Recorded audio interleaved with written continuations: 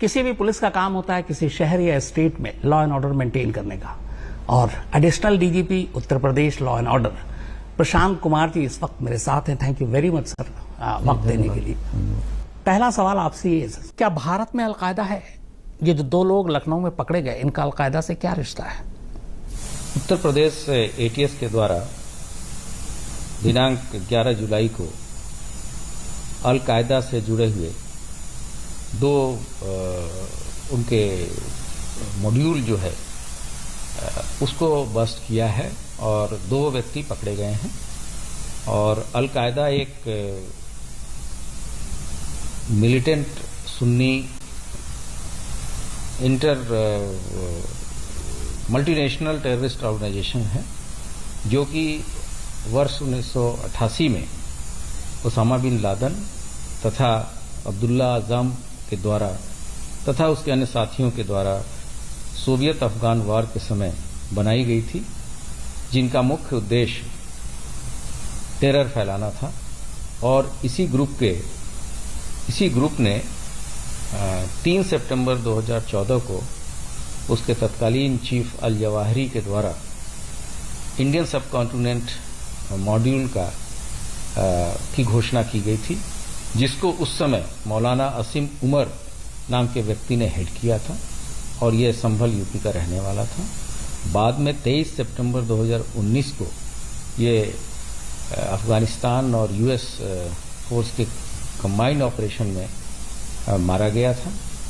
उसके बाद से अब उसकी जो कमान है उमर हलमंडी नाम के व्यक्ति के हाथ में है, जो कि अभी अफगानिस्तान पाकिस्तान बॉर्डर पे जो पेशावर क्वेटा रीजन है पाकिस्तान से, वहां से ये चीजें ऑपरेट कर रहा है और तथा वहीं से लोगों को रेडिकलाइज करना और इनसे जिहादी कार्य लेना इस संगठन का मुख्य उद्देश्य है। ये चुनाव के वक्त ही ऐसे खुलासे क्यों होते हैं? विपक्ष का इल्जाम है कि यूपी में चुनाव है, शायद इसलिए ये सब कुछ हो रहा है। इन चीजों पे मेरा कुछ भी कमेंट करना उचित नहीं है। ये राष्ट्रीय सुरक्षा से जुड़ा हुआ मामला है और इसमें जो अभियोग पंजीकृत हुआ है उसमें बहुत सारी गंभीर धाराएं हैं जो देश की सुरक्षा और अखंडता से जुड़ी हुई है और इसको माननीय न्यायालय के समक्ष सभी पहलुओं को रखा जाएगा, वहां से चीजें डिसाइड होंगी। तो पुलिस हर एक पहलू पर विचार कर रही है और जो उचित धाराएं हैं उसके अंतर्गत ही अभियुक्तों के विरुद्ध कार्रवाई की जा रही है। सर, पुलिस कुकर बम की बात कर रही है, जबकि पकड़े गए आरोपियों के घर वालों का कहना है कि पुलिस उनके घर से कुकर उठाकर ले गई जो नॉर्मल कुकर थे। नहीं, हमारे पास हमने 2 व्यक्ति गिरफ्तार किए हैं। एक के पास से एक पिस्टल तथा रेडीमेड आईईडी जो कि प्रेशर कुकर बॉम्ब के रूप में था वो मिला है, जिसे डिफ्यूज किया गया है, तथा दूसरे व्यक्ति के यहाँ कुछ विस्फोटक सामग्री तथा एक कुकर मिला है और उन सभी चीज़ों की प्रॉपर जो कार्रवाई होती है विवेचना के दौरान उसी हिसाब से जब्त किया गया है। और जैसा कि मैंने बताया कि ये सभी एविडेंसेस जो हैं वो कोर्ट के समक्ष प्रस्तुत किए जाएंगे। सर, ये जो अक्सर कहते हैं कि या तो डर यूपी छोड़ दो या फिर शराफत से रहो, तो अब जो क्रिमिनल हैं यूपी के वो पुलिस से डर रहे हैं या डर कर भाग चुके हैं या अभी यूपी में हैं? नहीं, ये हमारे शासन की नीति है कि zero tolerance against crime and criminal. और आपने देखा होगा कि बहुत सारे लोगों ने तख्तियां लगा के भी सरेंडर किया और ये पुलिस का कोई भय नहीं है, ये कानून का भय है। और हमारे यहाँ एक नया भी आया कि साहब अगर कोई तोड़फोड़ करेगा तो वसूली आप ही से की जाए, क्योंकि आपने देखा होगा कि जब तोड़फोड़ होती है तो हमेशा सार्वजनिक संपत्तियों को लोग क्षति पहुंचाते हैं, कोई अपना घर नहीं जलाता। बिहेवियरल एस्पेक्ट जो है हमारे अपने फोर्स का, जब वो विक्टिम से मिले तो उसमें भी सुधार आने की भी बहुत आवश्यकता है। सर, प्रशांत कुमार जी एक आईपीएस नहीं बल्कि एक आम इंसान के तौर पे ये सवाल है कि आपकी इनकाउंटर के बारे में क्या राय है? इनकाउंटर कोई स्टेट की पॉलिसी नहीं है, ये मैं सबसे पहले स्पष्ट करना चाहूँगा। लेकिन जब ऐसे भी दुर्दांत अपराधी होते हैं जिससे अगर आमना सामना हो तो वो पुलिस पे भी फायरिंग करते हैं और डैमेज दोनों तरफ से होता है। लोग मरे भी हैं, पुलिस वाले शहीद भी हुए हैं और पुलिस वाले घायल भी होते हैं, उनको परमानेंट डिसेबिलिटी भी होती है। तो अगर हॉट चेज के समय सेल्फ डिफेंस में कोई प्रक्रिया अपनाई जाती है तो जितने भी एनकाउंटर होते हैं उसके लिए माननीय सर्वोच्च न्यायालय के एक सेट गाइडलाइंस हैं, उसके तहत सभी कार्रवाई होती है जो कि पूरी पारदर्शी तरीके से की जाती है। इसके अतिरिक्त NHRC का भी इसमें इन्वॉल्वमेंट है, हमारे स्टेट ह्यूमन राइट कमीशन का भी इन्वॉल्वमेंट है। तो जो चीज़ें जब कोई एनकाउंटर होता है तो जो भी व्यक्ति उसमें इन्वॉल्व होता है उसको एक अग्नि परीक्षा से भी गुजरना पड़ता है, जो कि आवश्यक है। ऐसे भी केस आए जब रात्रि दबिश में हमारे 8 जवान शहीद हुए और उसमें जब पुलिस ने कार्रवाई की तो उस पर भी लोगों ने प्रश्न उठाए थे, लेकिन माननीय सर्वोच्च न्यायालय के आदेश से एक जुडिशियल कमीशन भी बना और तमाम विवेचनाएं भी हुई। जो विवेचना होती है उसका ट्रायल भी एक जुडिशियल मैजिस्ट्रेट के द्वारा होता है और अगर पुलिस अभिरक्षा में कोई घटना होती है तो उसकी जांच भी जुडिशियल अधिकारी ही करते हैं। तो जहां गलती अगर कोई आदमी अपने शौक के लिए या पर्सनल रंजिश में इस तरह की घटनाएं करता है तो वो अक्षम्य है, लेकिन जब ड्यूटी के दौरान अगर कोई बात होती है तो उसका एक सेट प्रोसीजर है। और एक इत्तेफाक ये भी होता है कि जब इनकाउंटर होता है कोई ऐसे बहुत चर्चित मामले में, जैसे अगर मैं विकास दुबे का ही नाम लूं, तो उससे पहले ही ये बातें होने लगती हैं कि ये इनकाउंटर होने वाला, तो ऐसा कैसे हो जाता है?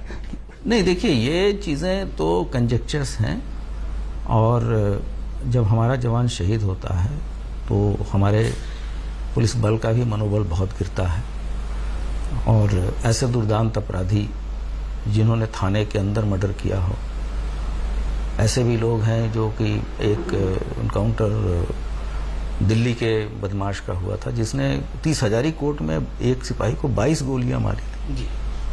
तो क्या पुलिस तभी रिएक्ट करेगी जब 22 गोली लग जाए तब रिएक्ट करेंगे? तो इस तरह की चीजें अगर हमको एक होलिस्टिक तरीके से देखना चाहिए। आपने एक लंबा अरसा फील्ड में गुजारा, अलग अलग जगहों पे आप SSP भी रहे, कई साल बीते। अब इस दौर में एक चेंज आया है, टेक्नोलॉजी। जिस तरीके से पुलिसिंग है, CCTV कैमरा हो या मोबाइल सर्विलांस हो, DNA के जरिए रेप के केसेस में आप कन्विक्शन ज्यादा करा सकते हैं। तो ये नई चीजें पुलिस के लिए कितनी कारगर हैं और कितना चुनौती भी है ये टेक्नोलॉजी दोनों तरफ से, क्योंकि एक तरफ क्राइम क्रिमिनल भी इसका यूज कर रहे हैं। हाँ, ये क्राइम डिटेक्शन के जो तरीके हैं वो उसमें बहुत सुधार हुआ है और ऐसे एविडेंसेस मिलते हैं जो कि जिसके तहत इसको कोर्ट में हम लोग साबित कर पाते हैं कि अमुक व्यक्ति ने ही ये घटनाएं की हैं, क्योंकि वो अकाट्य जो साइंटिफिक एविडेंसेस आते हैं वो अकाट्य साक्ष्य हैं। तो एक तो वो है, लेकिन अब साथ साथ एक नई चीजें शुरू हुई जो साइबर क्राइम है। ये एक चुनौती उभर रही है और इसके लिए हम लोग अपना इन हाउस भी ट्रेनिंग कर रहे हैं और अभी उत्तर प्रदेश में शासन ने ऐसे जो हमारे रेंज स्तर के जितने भी जिले हैं सभी जगह एक साइबर थाना स्पेशल क्रिएट किया गया है। आपको लगता है कि CCTV कैमरा ने पुलिसिंग को एक बहुत बड़ा वरदान दिया है? क्योंकि आजकल 90% से ज्यादा केसेस, चाहे रॉबरी के हो, मर्डर को, कहीं से भी एक फुटेज मिलता है और उससे आप अक्यूज तक पहुंच सकते हैं। तो ये एक बड़ी चीज है। और नंबर दूसरा इसी से जुड़ा हुआ सवाल है कि क्या हमारे पास इतना इंफ्रास्ट्रक्चर है, इतनी जिस तरीके के लेवल पे होना चाहिए जो यूरोपियन कंट्री में, अमेरिका में, तो हम अभी उस मामले में पीछे हैं? नहीं, CCTV एक बहुत अच्छा टूल है और ये मैं बताना चाहूँगा कि जैसे वेस्टर्न कंट्रीज हैं या यहाँ भी जो डेवलप्ड सिटीज़ हैं वहाँ स्मार्ट सिटी प्रोजेक्ट्स चल रहे हैं, इंटीग्रेटेड ट्रैफिक मैनेजमेंट, इसमें भी बहुत ज़्यादा CCTV कैमरों का उपयोग किया जा रहा है। और ये कोई भी अगर बड़ी योजना बनती है तो CCTV सेफ्टी उसके अंदर एक इंटीग्रेटेड प्रोजेक्ट होना चाहिए। सिक्योरिटी पुलिस प्रोवाइड करेगी, लेकिन खुद की सेफ्टी के लिए कैमरों का लगाया जाना, ये उसको हर एक अगर कोई नई कॉलोनी डेवलप कर रही है तो उसमें आप सेफ्टी का एंगल भी जोड़ें और उसका पैसा कंज्यूमर से लें। और इस कारण से ही आगे जाके उस सीसीटीवी जो सेफ्टी का कंपोनेंट हम ऐड करेंगे तो इससे सिक्योरिटी या क्राइम डिटेक्शन में बहुत सहायता मिलेगी। आपने देखा होगा कि लंदन में यूट्यूब में पूरा केवल सीसीटीवी से ही जी वो लोग लास्ट जगह तक चले गए जहां से टेररिस्ट चले थे। एक बड़ी अफसोसनाक बात यह जो डेटा देखते हैं हम लोग सर, वो है कि रेप के केसेस में कन्विक्शन रेट 25% के आसपास, मतलब हर 4 में से 3 रेपिस्ट छूट जाता है। शायद उसकी वजह इन्वेस्टिगेशन के लेवल के साइंटिफिक जो सारी चीजें हैं, अब जब इतनी सारी चीजें टेक्नोलॉजी है, डीएनए के जरिए आसाम से मैच किया जा सकता है कि ये अक्यूज है कि नहीं, लेकिन बहुत सारे इलाके हमारे ऐसे हैं जहां आज भी वेजिनल स्वैब झाड़ू के तिनके से उठाया जाता है। और जब भी इस तरह की बातें आती हैं, यूपी, बिहार, इन स्टेट्स के नाम आते हैं कि ट्रेंड लोग नहीं है, खासतौर पर शहरों को छोड़ दें, दूर दराज के गांव में तो पुलिस की उस तरह की ट्रेनिंग नहीं है कि साइंटिफिक तरीके से वो सोचें या वो सारे इक्विपमेंट्स उन तक पहुंचे। ये आपको कमी कहीं दिखाई देती है? नहीं, अभी हमारे प्रदेश की अगर हम बात करें तो हमारे जितने भी जोनल हेडक्वार्टर्स हैं, पहले हमारे यहाँ सिर्फ 2 फॉरेंसिक लैब्स थी, अब हमारे यहाँ इसकी संख्या हर एक जोनल हेडक्वार्टर्स पे बना दी गई है और वहाँ सभी तरह की फॉरेंसिक टेस्ट की सुविधाएं हैं। तो इंफ्रास्ट्रक्चर भी डेवलप हुआ है और जो साइंटिफिक तरीका होता है कलेक्शन का, हमारे पास ट्रेंड मैन पावर भी है। और बहुत जो रेप के केसेस में कन्विक्शन की जहाँ तक बात है, उसके बहुत सारे कारण हैं। केवल इन्वेस्टिगेशन गलत होना ही कारण नहीं है, बहुत सारे मामलों में विटनेसेस भी हॉस्टाइल हो जाते हैं। अगर पीड़ित खुद या पीड़ित के घर वाले खुद ही उसमें पीछे हट जाए तो चीज़ों को सप्लीमेंट्री एविडेंस से प्रूफ करना बहुत मुश्किल होता है। सर, एक बड़ा जो हमारी सेंट्रल एजेंसीज हैं, चाहे एनआईए हो, सीबीआई हो, उन लोगों से जब बात होती है तो एक बहुत कॉमन बात होती है, हमारे बहुत सारे ऐसे मुजरिम हैं जो देश के बाहर हैं, जिनको हम भारत लाने की कोशिश कर रहे हैं, लेकिन वो कई बार आधार बनाते हैं कि एक अर्जी दे देते हैं फॉरेन कोर्ट में कि इंडिया की देखिए अब जेलों की हालत ये है, वहाँ हम जाएंगे हमारे साथ ये सुलूक होगा, बल्कि जेल सुरक्षित भी नहीं है, वहाँ तो गोलियां भी चलती हैं, कत्ल भी हो जाता है। तो वो वहाँ पे उनको फाइट करने में इन चीज़ों से मुश्किल होती है। यूपी की जेलों के बारे में भी ये अक्सर हम देखते रहते हैं, चीज़ें आती रहती है, वीडियो आते रहते हैं कि जेल के अंदर कैमरे भी हैं, मोबाइल भी हैं, जेल के अंदर हथियार भी पहुंच जाते हैं, जेल के अंदर कत्ल भी हो जाता है। आपको लगता है कि जेल जो पूरा सिस्टम है, क्योंकि जेल होता है कैदियों को सजा देने के लिए, उनके लिए मजा न बन जाए, उसके लिए कुछ आप लोग काम कर रहे हैं? हाँ, लगातार। वैसे तो जेल एक अलग से विभाग है, लेकिन मेरा अपना है कि जितने सुधार अभी हाल फिलहाल में नई भर्तियां हो रही हैं, जो वहाँ स्टाफ की कमी थी, हम लोगों ने डीजीपी महोदय ने वहाँ हजारों की संख्या में सिविल पुलिस कंपोनेंट भी सप्लीमेंट किया है जब तक कि वहाँ भर्तियां नहीं हो जाती हैं। और उनके मनोबल को बढ़ाए रखने के लिए जो डीजी जेल हैं उस पर लगातार अपने ट्रेनिंग कोर्सेज करा रहे हैं। और अब हम लोग जेल में सीसीटीवी कैमरे लगा के लगातार उसकी मॉनिटरिंग भी हो रही है और ये शिकायतें आती रहती हैं बातचीत करने की। और कभी कभी ये भी होता है कि हमारा स्टाफ भी उसमें इन्वॉल्व रहता है या कुछ ऐसे लोग रहते हैं जिसको लोग मना नहीं कर पाते, लेकिन इसमें काफी गिरावट आई है और लगातार उत्तरोत्तर इसमें सुधार भी हो रहा है।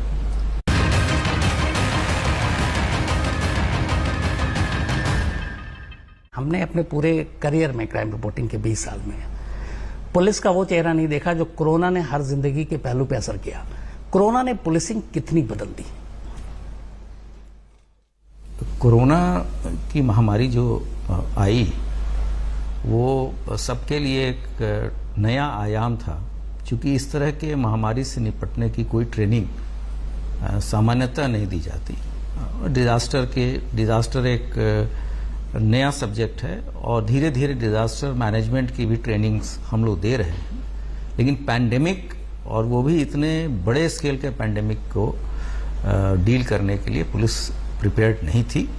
लेकिन जो चुनौतियां हम लोग के पास आई उसका बखूबी हम लोगों ने उस चैलेंज को स्वीकारा और उसमें काफ़ी हद तक हम लोग खरे भी उतरे।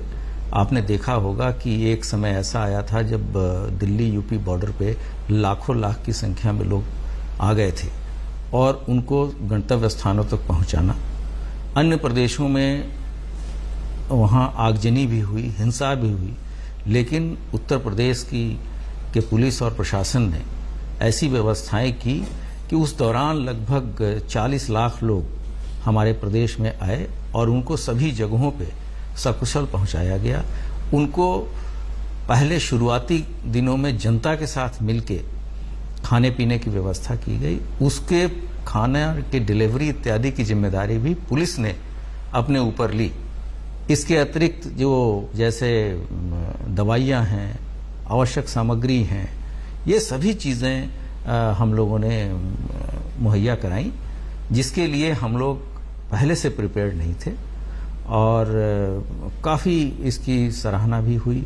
और वही एक मुझे लगता है कि जो रिकॉग्निशन पुलिस को मिला वो सेल्फ मोटिवेटिंग एक वो था और शासन की तरफ से भी हम लोगों को इसमें काफ़ी मॉनिटरी सहायता दी और पुलिस ने अपने आप को duty before self, duty before service, अपना ध्यान न देते हुए ड्यूटी को पैरामाउंट मानते हुए पुलिस ने जन साधारण की सेवा की। Thank you so much sir, आपने इतनी सारी आपने बात की और वक्त दिया। Thank you so much. धन्यवाद।